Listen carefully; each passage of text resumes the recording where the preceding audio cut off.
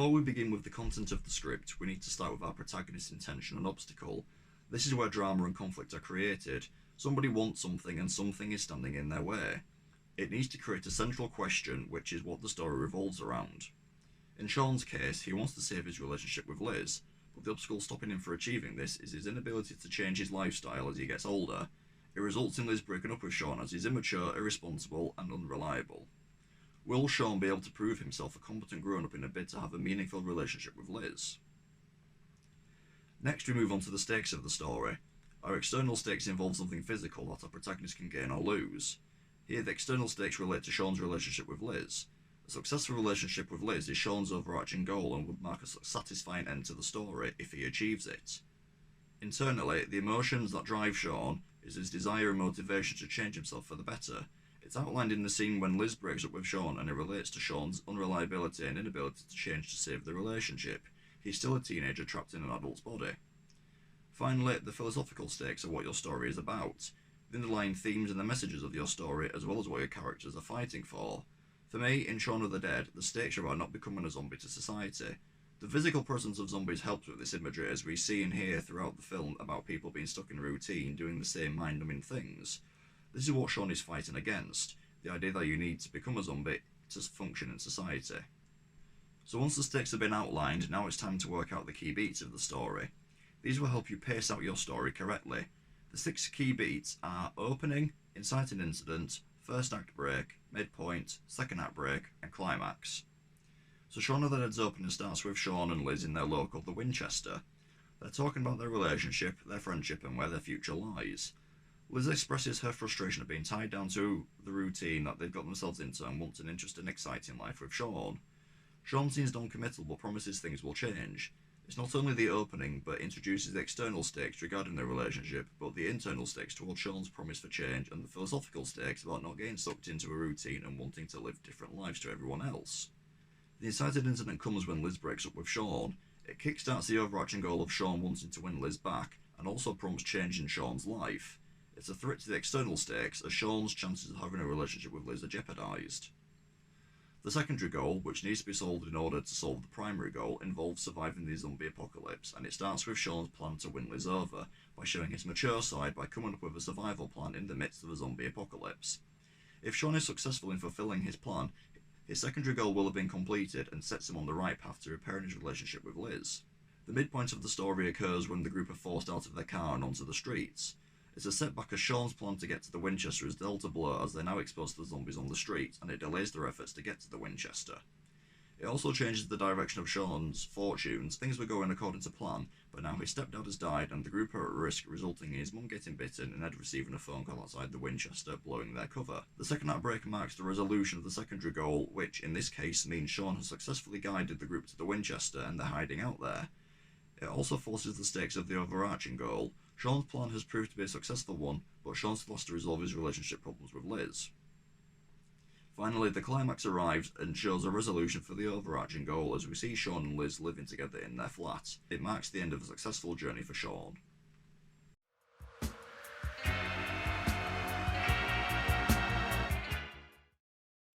So let's take a look at the script in more detail. Here's our first act. We already have our opening, incited incident and first act break. Now, if you refer to our index card sheet in the description below, you'll see that certain things have to happen throughout the script and you need to make sure that they do. After his night at the pub, the following morning, Shaun is told by his flatmate Pete to kick Ed out. Pete's fed up with them living like students and he wants Ed to go home. Ed and Pete don't get on, and it also showcases Shaun's reluctance to stand up to Ed. Next we see Shaun's walk to the shop. It's another routine that he's got himself into. While Shaun is on his way to work, he sees a woman collapse at the bus stop. Shaun's day at work is where he mentions people are off work ill. Shaun talks to his stepdad Philip at work and we find out about his family life is falling apart. He doesn't get on with Philip and forgot to get his mum flowers on Mother's Day. When Shaun is at the florist, Shaun sees the first zombie. After a quick catch up with an old friend, Shaun realises that he hasn't booked a table for Liz and Shaun's belated anniversary dinner tonight. The restaurant is fully booked and Ed suggests that they go to the Winchester. Liz rings and Shaun has to confess that he never booked the table and suggests the Winchester. It's a threat to the philosophical stakes, as Shaun is stuck in the routine of going to the Winchester and it doesn't look like it's going to change despite making a promise last night that things would change. Once Shaun has gone round to Liz's flat to talk to her, Shaun's flaws are laid out by Liz.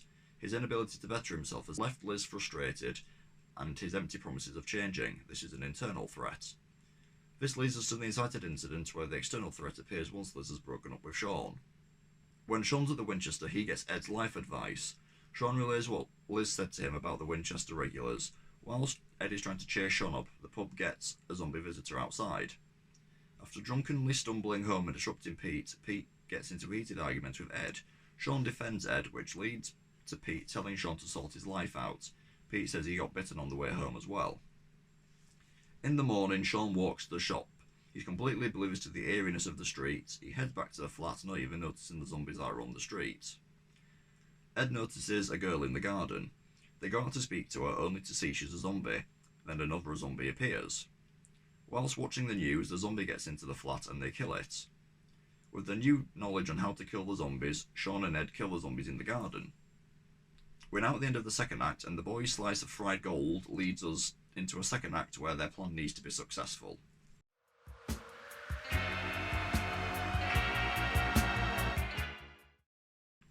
Just before they set off to the Winchester, Shaun finds zombie Pete in the bathroom.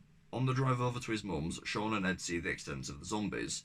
Ed's reckless with his driving, not really taking the situation seriously, and sees Philip's Jaguar on the drive. Once Shaun has arrived at his mum's, there's a disagreement with Shaun, his mum, and stepdad over how to deal with the zombies.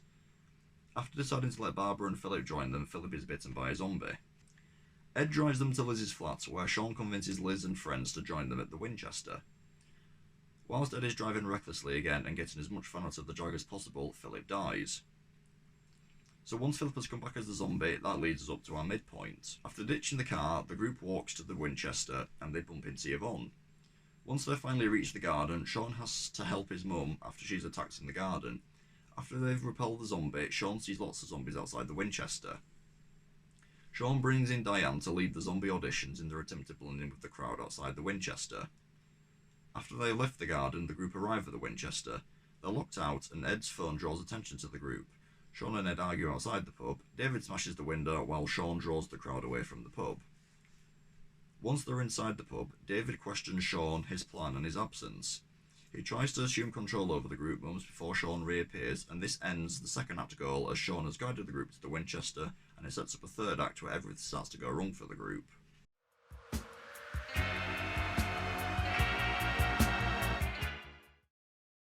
In a bid to keep themselves entertained in the pub, Shaun turns the power back on.